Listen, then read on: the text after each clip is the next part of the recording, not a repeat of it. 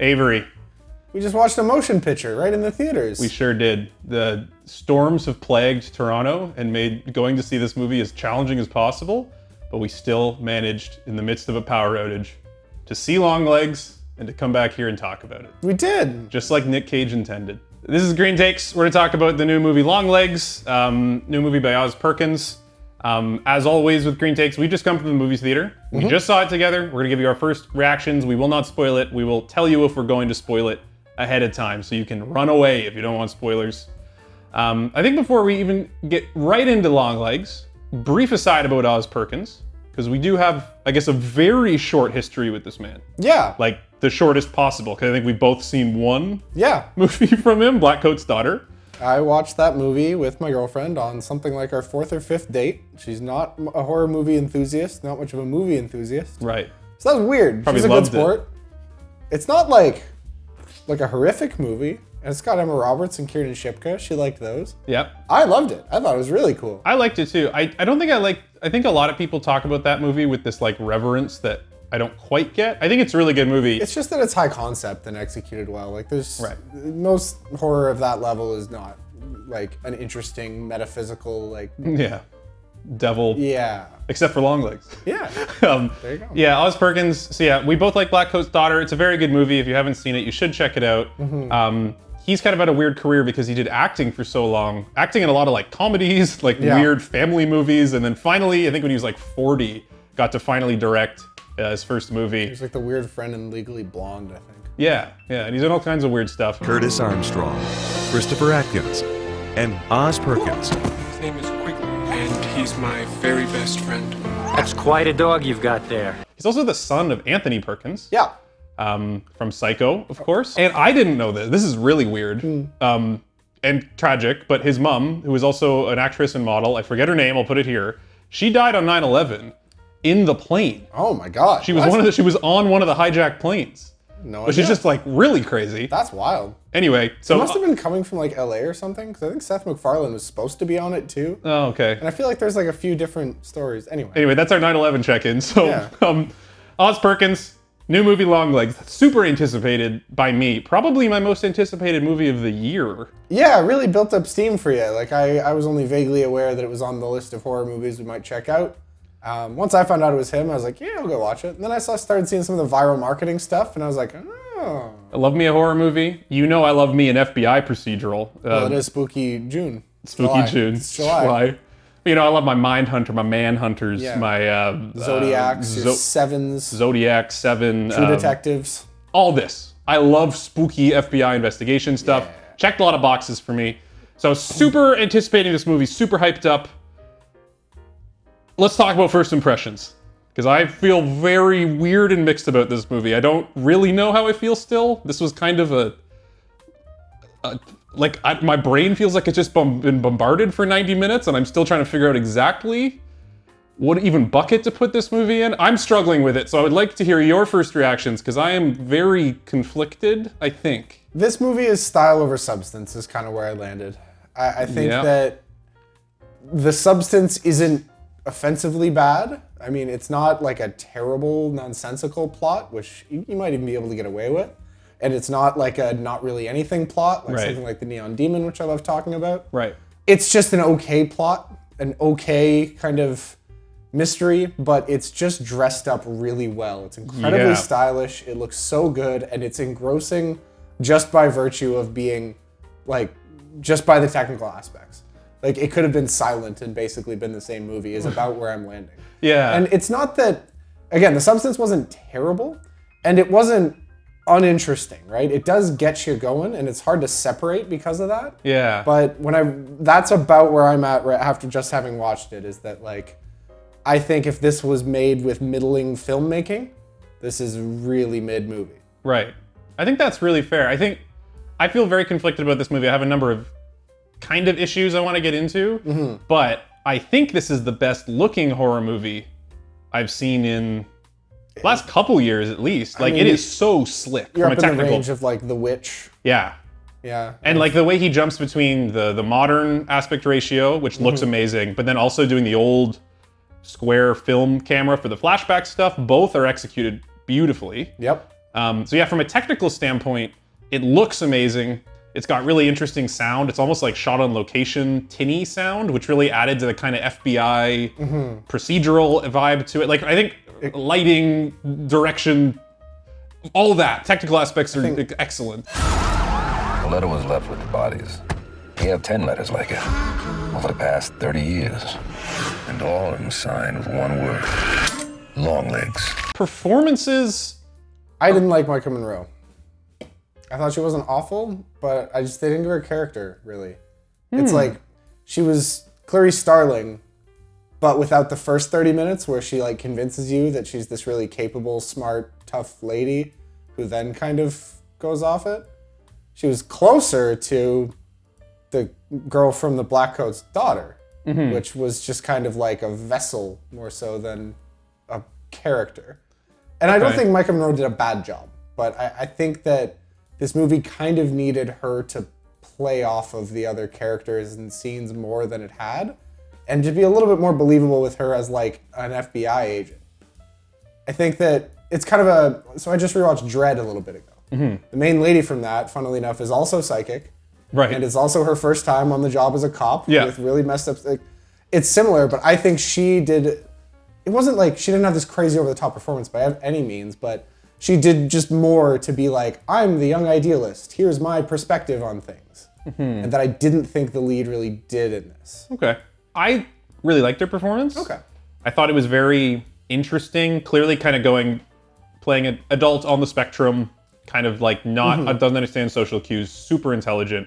I think they kind of wrote around her whole not being your typical rookie because she had the psychic angle. Right. Because that's why she was there. We should say this is not a major spoiler. She's like predicting numbers and stuff in like the first 5 minutes of the movie. This is not, I'm sure this isn't the trailer. I didn't watch the trailer, but the fact that she's psychic is like right out the gate. They tell you that. That's why she's on the case. We'll kind of get to that later, but I liked her performance. I would put her into this performance into the, not in terms of just sheer quality, but it brought out the same vibes for me as like Ripley in Alien, Clarice in Silence of the Lambs, of like a female lead in a horror movie that perfectly balances being scared but also being brave.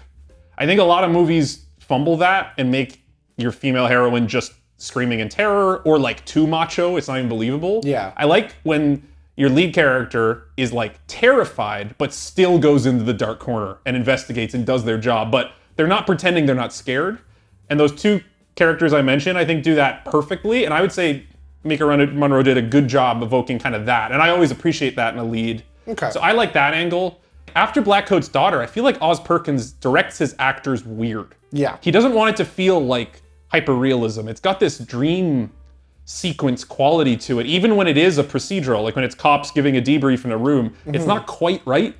Maybe we'll just call you highly intuitive. Yes, sir.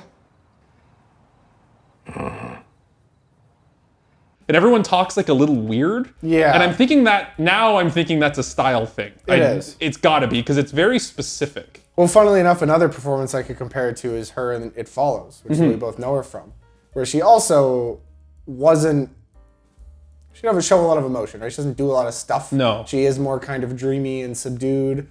And I think that's, I don't want to say like typecast or whatever, but it's kind of her thing. And I thought it worked a little bit better in It Follows, where it is just like these teenagers in this weird surreal scenario. And that pushes the dream quality a lot more. As opposed to like, and to be clear, I liked her in the second half once it kind of reveals what's going on with her. Okay. More so, and when she is being scared. It was more just like the first 30, 40 minutes where it was a really sharp contrast with a Clarice Starling, with a Ripley of like I'm a competent, interesting character that you're going to root for the next 90 minutes. She just didn't really do that. No. And I wanted her to. And I don't think the movie was trying to get her there either, so it's tough. But it definitely didn't do that. He'll kill. And kill again. There she is. Nicolas Cage. So he's in the trailers and everyone knows that he's the guy, and we're not going to talk about his character and how it plays into the story quite yet. We won't get into plot stuff. Just performance. They unhooked him. He doesn't get much time, but boy, he went for it. Nick Cage is a tool. And I mean that in the, like... That's the episode title. Cage. Nick Cage is a tool for a director. What I mean by Nick Cage is a tool is if you're going to put Nick Cage in your movie, You better make him Nick Cage. It's not like you were going to cast someone and then you're like, oh, Nick Cage might be good. It's like, we're going to get Nick Cage and we're going to make this character leverage the strengths that Nick Cage brings to a role like this. And I think Nick Cage has been having a bit of a renaissance recently. Pig's one of my favorite movies the last couple of years. Mandy was great. And those are both performances where he has a lot of range. He's not just doing your, I'm Nick Cage stuff. He's doing a lot more nuanced stuff. He does go full Nick Cage.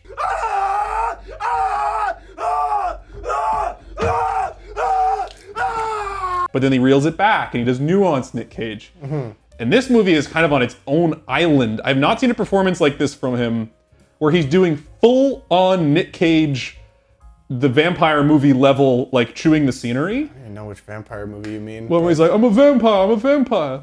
I haven't Here's a seen clip. that. I'm a vampire! I'm a vampire! I'm a vampire! I'm a vampire! He's doing that level of Nick Cage performance. Right. But it's also still scary and intense. Yeah. But it was on the line. Like, there were people in our theater laughing when you weren't supposed to be. Yeah. But I can't fully blame them. The movie's definitely like riding that line of clown being tricksy and jokesy, but it's supposed to be scary. But it's like, you hear the Nick Cage voice and my brain was like, what's going on? I think it got past scary to a little too silly for me, but I Okay. don't think I would say that that's true for everyone necessarily. Yeah, I think like, I was the makeup in like was good, stimulation overload, and I still haven't figured out how I truly feel about it. and that's it is a lot. It's gonna take a while to process, but like there's some comparisons you can make, right? Like something like Buffalo Bill, right? I think it is a more effective character in the movie. Yeah, well, that's what I was like. Okay, Buffalo Bill, Hannibal Lecter, they could be in real life. I mean, Buffalo Bill is a lot. He's a lot, but He's he like could dancing be, around in a skin suit. No, yeah, but like- that's when he's on his own in his private life. Like Yeah. when he like goes and abducts. Sorry, that's what you mean. You Like don't when he mean he's a goes grounded and- character. You mean he has like a world-facing side. Yeah, to him. like when he's abducting girls. Yeah, he's like, or- "Can you help me move this couch in my car?" And it's like, maybe he's a normal guy. Nick Cage could not pass as a normal guy. He's like a monster. He's like Pennywise. Yeah, Nick Cage. I agree, and this is a weird pull.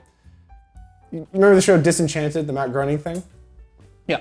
One of the things I didn't like about that show is that they hired Eric Andre, who is the zaniest, most ridiculous, most creative, and he's just like, just do a regular voice for a regular guy. Right. And I was like, what the just hire a voice actor. Yeah. What are you doing? Yeah. And I think it would have been similar if they're like, hey, Nick Cage, play a regular guy with like kind of a dark side to like. Yeah, and like, there's no version of this script. That character's out there. Nick Cage, they wrote it probably for Nick Cage. Yeah. But it's not like he did that. Like he's singing half the time. He's very theatrical. His lines are nonsensical and don't like he's He's a lot. He's supposed to be a lot. He's memorable, and I understand the challenge of sitting down in 2024 and being like, we're gonna make a serial killer, and we need to make him interesting and fresh and unique and scary, and like better than all of these 10,000 other ones everyone's already seen, right? Like, you got your John Does and your Hannibal Lecters and your Buffalo Bills. There's just so many, and sitting down as Oz Perkins and being like, we need a new one. That's hard, man. It's hard. They did pretty good. They did. I think this is my problem with the movie though, is I don't think they had to do something new. I think they felt like they needed to do that. What Yeah. you just said. We've Yeah. had a million serial killer movies. We got to do something new and fresh and crazy. I don't think they needed to, and I don't think this movie needed any supernatural angle at all. So I want to talk about this. I think it gets into spoilers though. Do you have anything else like that we need to talk about spoiler free before we? Yeah, I think so. I think that I would like to talk about how scared were you by this movie? Ah, yes. How It's a horror scared? How movie. scared? So we'll return to Nick Cage. We'll get Yeah. back to this man. We'll come 'cause- back to more of that. I would at least say Nick Cage's performance is interesting. It's probably going to be polarizing. I didn't love it, and I'd be interested on the movie with a different performance. And I think if you go to the theaters and see this, people will laugh. Yeah. And you won't know if you're supposed to be laughing. And I think that's part of the point of the performance. Mm-hmm. I think he's trying to evoke that like uncanny valley of humor and horror. Yeah. But yeah, so in terms of horror, Yes. Were you spooked by this movie? I was Classic. very spooked by this movie. Okay. Which is kind of at odds with me being mixed on it overall. Hmm. Like, I was genuinely uncomfortable and tense the whole time.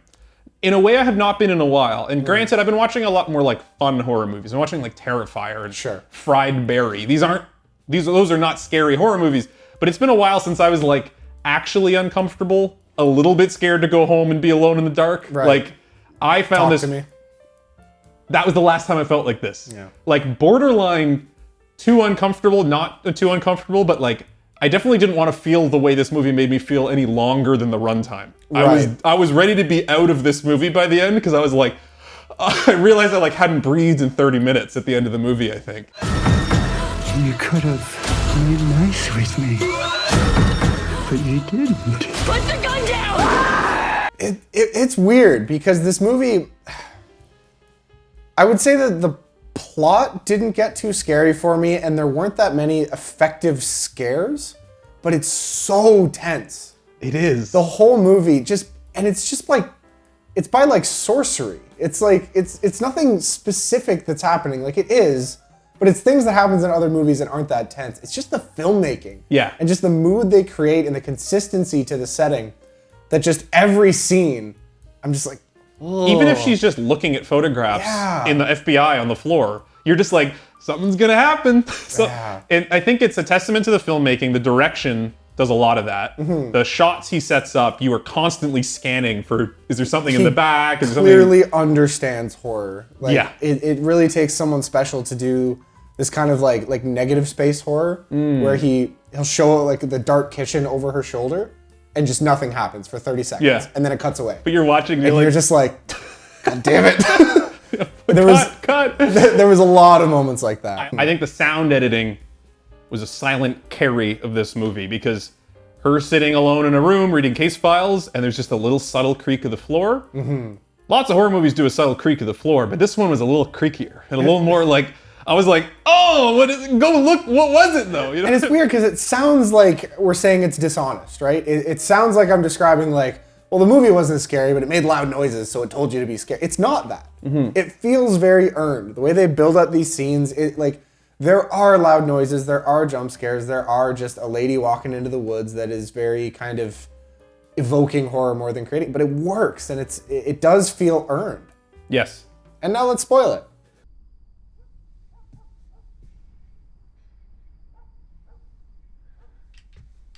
So my biggest thing is kind of what I was getting to with Nick Cage. I was really disappointed that this movie had a supernatural angle. Me too. Now, her being psychic was not the problem. No. If there was a psychic detective and they were going to use that for her to solve the case, fine. I didn't expect it, but that's fine. I mean, Dread. Yeah, it's the exact same thing and it's fine. It's fine. Even like things like True Detective have pseudo-supernatural angles. Like, is Rust having drug trips? Or is he actually in touch with this Yellow King, this Carcosa? Is this a real spiritual thing? They never confirm it, but... You get to a place like she has PTSD, they establish this, right? Yeah. Like something happened between her and the killer and you could kind of go like she's got some kind of connect. That would have been fine. That's fine. Tiny silver balls that possess people.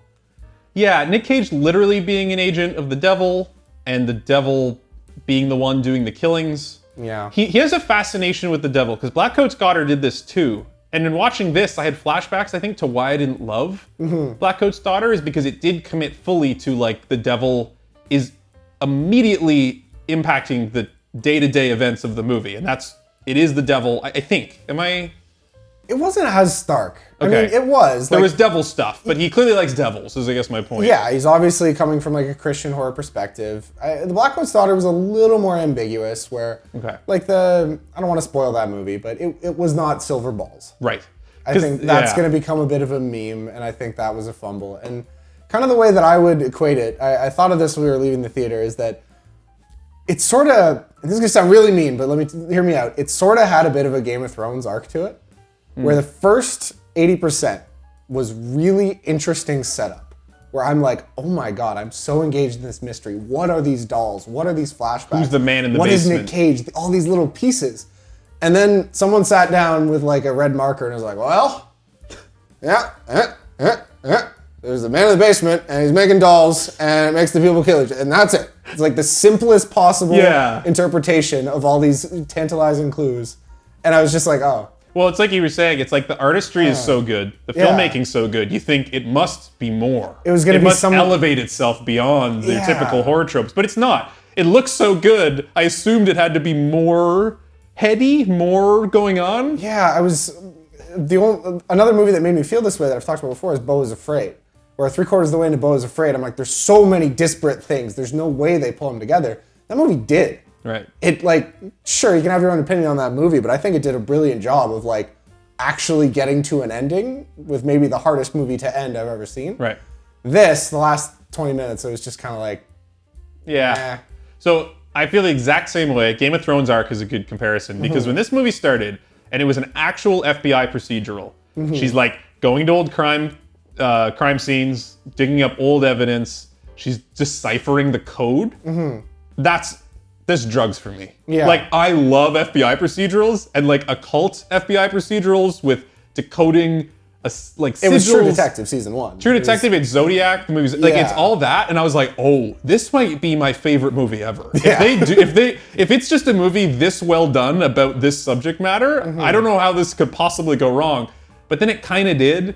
When it went full supernatural, it lost. So totally went off course from that gritty FBI movie into being more of a more traditional supernatural thriller, and the dolls are just a tired cliche for me. I just want to say quickly for anyone who's watching this who has no interest and just wants to know, so we should just say it. So they're setting up that there's this serial killer where somehow the father of a family kills the whole family, and this is happening over and over, and they just find this letter from this weird guy named Longlegs that's in code. The letter was left with the bodies. Signed with one word.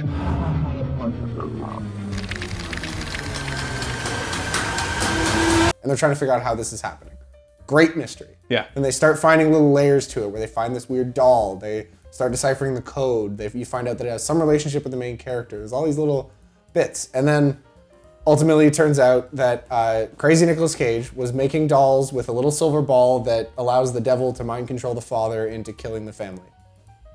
And that's... Yeah. So it's not... You're like, oh, that's... And you're just... I was thinking a serial killer who never kills anyone, but somehow convinces the father to kill the whole family is a fascinating mystery. Episode 1 of Sherlock, the Sherlock Show with Bembleton Schmazeldorch.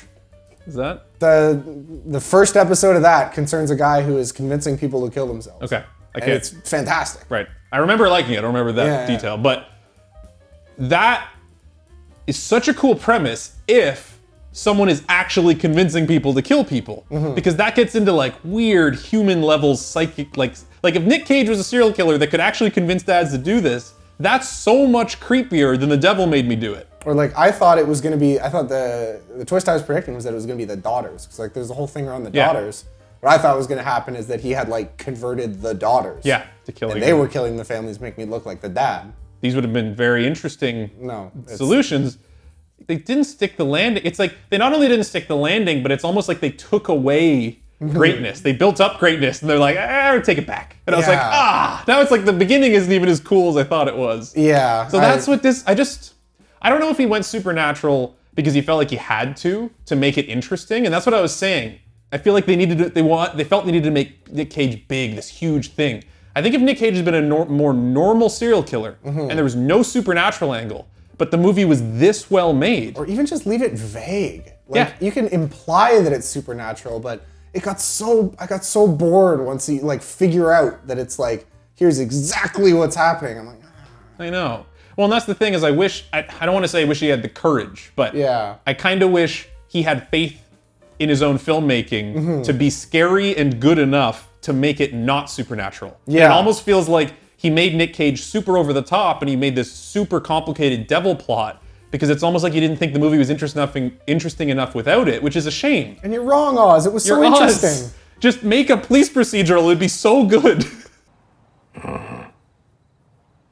It seems like we're both kind of in agreement that the first 80% kind of great, and then the ending was largely fumbled. I'd be interested to hear from our loyal viewers if they felt similarly, but that definitely didn't lead it to being a bad movie for me. No, it kept it from being a great movie. Yeah, absolutely. I think that I almost wonder if I'd like it more on a rewatch because having it conflict and disappoint, that can't happen twice. Yeah. Right? I don't know that I would, but it's kind of like Game of Thrones. I can't go watch the beginning of Game of Thrones now because I know they've ruined the ending. Yeah. So it's all, that whole beginning sequence I think only worked the first time when I didn't know where it was going. Yeah. And I also, this isn't a movie I'd want to rewatch because it's so fucking upsetting. It's pretty. It's like viscerally upsetting and scary to me. So it's kind of like talk to me. It's not like, I'll throw it on. You know, it's like you gotta kind of be ready to be like mentally berated for 90 minutes. Yeah. I think Talk to Me is another great example of like the supernatural being done better and vague and scary. It's also supernatural from the get-go. It is. It doesn't pull the rug out on you. It's like, these are ghosts. 10 minutes in, you know it's ghosts. Whereas this one, you think you're watching a serial killer movie and then they pivot. So that is definitely disappointing. And now that has led to all of this. I guess another major plot point is the mom. Should we talk a little bit about the mom? Yeah. So she talks to her mom on the phone a couple of times, which immediately set off red flags for me because they're very weird conversations. I thought the mom wasn't real. I was thinking Psycho. Yeah. It's like her mom, I assumed she was the bad guy and that her mom was like something like that. That'd be too on the nose with Psycho being literally his dad. I think maybe he realized he couldn't do that. But. Yeah, that's fair. Well, I want to come back to that actually. But the twist is that the mom is the accomplice. She's the accomplice. They make this whole thing where she just decides that there has to have been an accomplice. That didn't really track for me because it's like, how could an accomplice be doing this? Yeah. It's like, we have no idea how these murders are being committed. And she's like, well, clearly Nick Cage has a friend doing it. And I'm like, what? Yeah. Maybe they'd explain that, but I don't have an answer for you. No, it just seemed like the script said that she had to think there was an accomplice. It's because they can prove he was never in the house. But they also didn't. The accomplice was in the house. Yeah. I think the reason that they assumed there was an accomplice is because they didn't know this was a supernatural twist with the devil. Right. Assuming people were killing people, there had to be an accomplice. I think is the point, maybe? I don't know. Fair. But it's anyway, a little loose. The accomplice was the mom. She made a deal with Nick Cage and the devil that she was going to help in order to spare Micah Monroe, main character, Lee Harker, main character. Yeah.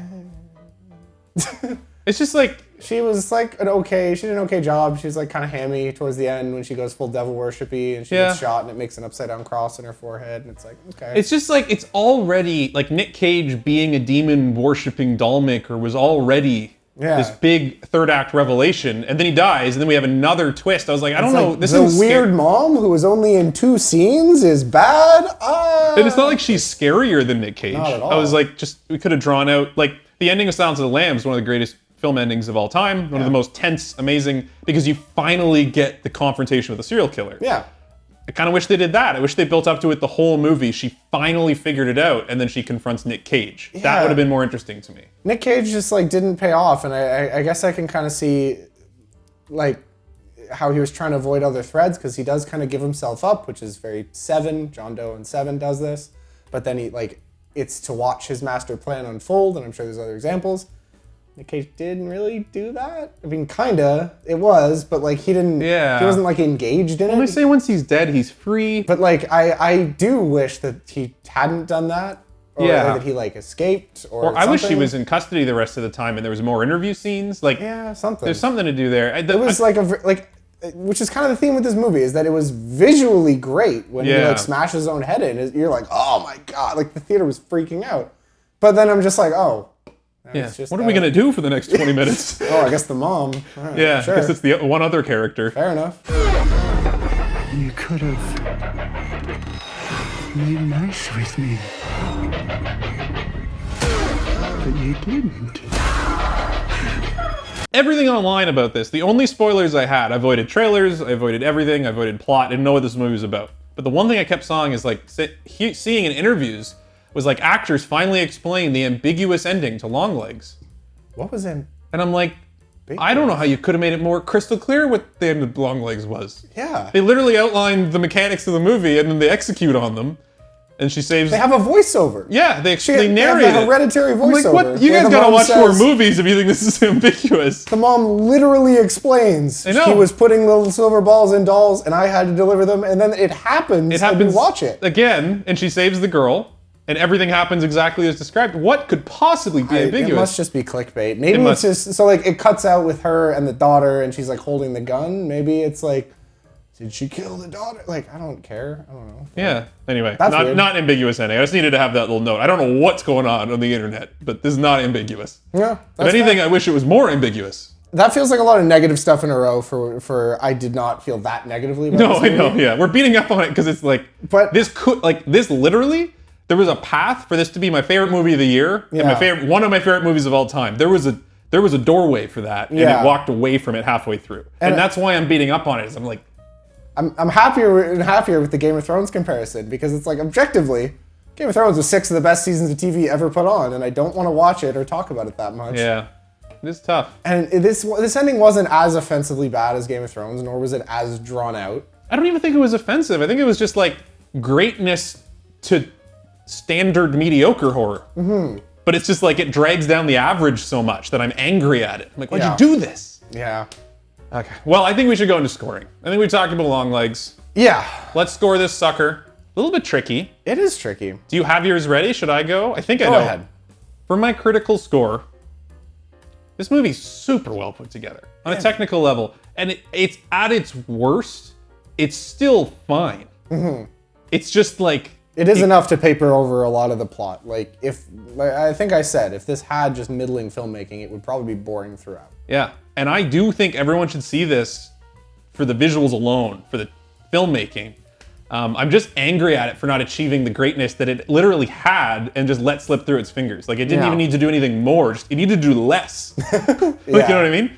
So critically, I'm going to give it an A-. Yeah. I think this is like... I think critically, for me, it has to be in the A's because this movie's just so dang well put together that I feel disingenuous to not give it that. Mm-hmm. But at a critical, I'm taking all my gripes for how great this movie... My grapes. I'm taking all my gripes for how good this movie could have been and moving it into kind of my personal. Yeah. And I think it's going to drop it all the way down to a B. I'm going to go B. Because I think at the end of the day, on a personal level, this is really solid. Mm-hmm. Not an automatic rewatch. No. Not one I would say people like that I would go out of my way to recommend. But if people are like, Longlegs is in theater, should I see it? I'd say yes. Yeah. But in 5 years, I'm not going to say you have to see Longlegs. Mm-hmm. So I'm going to put it as a B because that kind of perfectly balances out the greatness that it almost achieved. If this movie stayed on course from part 1, I was ready for an A+ personal. I could see it. Yeah. I could feel it in my plums. And that's just so frustrating when it doesn't do that. It's so frustrating. It started dropping in some C+ level stuff, some stuff that I would expect to see some more mainstream Blumhouse type horror movies that I'm just not... Like, a spooky doll is just not what this movie was about to me. It just didn't need to go there. It was so much scarier before that. So I'm going to B, which kind of balances out my personal gripes with how damn well this movie was still made. Mm-hmm. And then I did have a good time watching it. Like, I was enthralled the whole time. I was glued to the screen. Yeah. It just didn't quite execute on all the potential that it set up.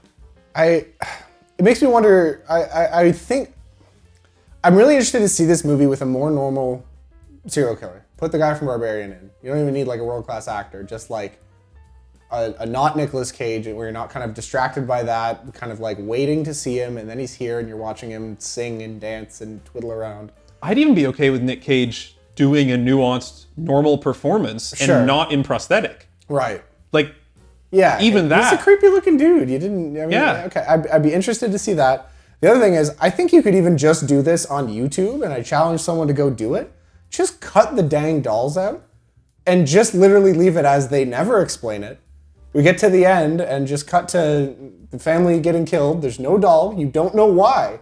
It's just this thing that they never solve, and it happens one more time, and it cuts to black. It might be the greatest horror short film ever made. You only have to cut out like 10 minutes. There wasn't that much doll. Yeah. It was just, but anyway. All right, what's your score? I feel similarly. I mean, I am going to go a bit lower, though, on my critical. I think this is going to go down to a B+. B+, yeah. Fair enough. I would be closer to B than A-, I think, because I can't take some of my... Like, I want to foist it all into my personal, but I can't. I think some of this is objectively bad decision-making. And while it is technically an A+, and they do so much to paper over the gaps, like, those gaps are there, and by the end of the movie, they were distracting. So this is a the low end of that top tier of horror movies, which I think is around a B plus. Personally, it's either a C plus or a B minus, and I am going to lock it in as a B minus. I think it deserves the respect. Oz, you deserve the respect. I think it's a B minus. I don't think it had the same path to be my favorite movie ever, just because it was a lot of very Reed things. Yeah, and this just hit check boxes for me. That's yeah, personal. and so I guess the path for me to have enjoyed it the most, I really like a compelling mystery being set up, and I like movies that reward you for paying attention. Yeah. And I can't say this movie, like, it didn't like renege on stuff. It didn't like lie or like totally betray my interest in resolving it, but it was kind of a letdown. Maybe you're just an idiot that you didn't think silver balls were the devil. Maybe never- you should have thought of that. That's on, yeah, you know what, that's on me. A plus, no. So, B minus I think is fair. Like there wasn't the path for it to be amazing, but I do on the whole agree that it was the filmmaking was so good that it made for an engaging experience. The setup was interesting, and 3/4 of the way in, I was like very engaged in the movie and like, okay, now stick this landing. Ah, you fell. That's too bad. So Yeah. B minus.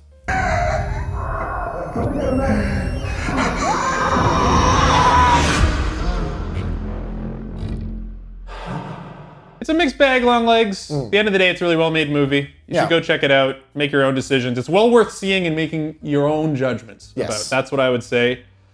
I'm also very interested to see the next Oz Perkins joint. Still. Yeah, no kidding. I want to say that. I like him. I think he's really talented. There's a solid track record. I'm going to go back and watch his 2, Gretel and Hansel, and the pretty girl that lives in the woods. I'm the pretty thing that lives in the house. That one. I believe it's called. Oh, Yeah, no, he's like, as much as we have issues with this movie, he's got to be in the top 12? 10? Yeah. From a technical filmmaking perspective, there's not a lot of people in horror doing more good work than him. Like his track record's now very strong. Yeah. Absolutely going to see what he does next. Well, thanks for watching. Make sure to like and subscribe. If you want to see our Longlegs, make sure to check out our Patreon. We, look at those. Holy. They go on all the way up. Cut that out. If you want to see that, head over to our Patreon. We upload teasers about what we're going to chat about next, other fun stuff, and all that good stuff. So make sure to like and subscribe. As always, thank you for watching. Let us know what you thought of Longlegs. I think it'll be very polarizing, so I'd love to hear all of yours thoughts. And until next time, goodbye. Longlegs.